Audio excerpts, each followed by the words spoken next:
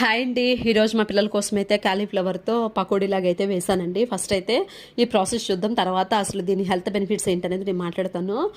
దీన్ని వచ్చేసి ఫ్లవర్ని బాగా నీట్గా ఓపెన్ చేసేసి ఏరుకోవాలండి. చిన్న చిన్న పురుగులు, తెల్ల పురుగులు, పచ్చ పురుగులు కూడా ఉన్నాయి.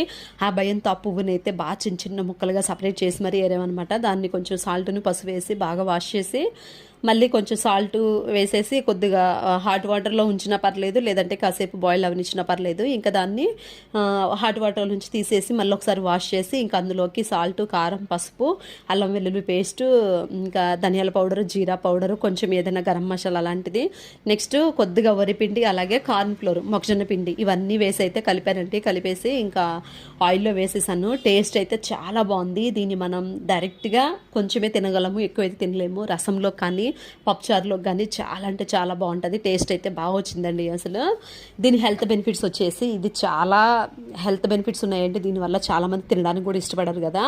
దీనిలో లో క్యాలరీస్ అండ్ ఫ్యాట్ ఉంటుంది, అలాగే vitamin C and K, fibre చాలా ఎక్కువగా ఉంటుంది. బ్రెయిన్ హెల్త్కి చాలా మంచిది.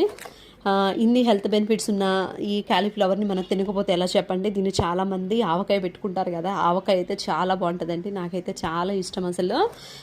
ఈ క్యాలీఫ్లవర్ ఆవకాయని అయితే చాలా ఇష్టంగా తింటాను నేను. ఇన్ కేస్ ఇంట్లో పిల్లలు కానీ పెద్దలు కానీ ఎవరైనా తినకపోతే కర్రీలాగే ఉండకపోయినా అప్పుడప్పుడు ఇలాంటివి స్నాక్స్ లాగా చేసిస్తుంటే కూడా మంచిది కదా. కొంతమంది దీన్ని చక్కగా ఫ్రై చేసేస్తారు, కర్రీస్ కూడా చాలా బాగా వండుతారు. అలానే కాకుండా ఇలా కూడా అప్పుడప్పుడు ట్రై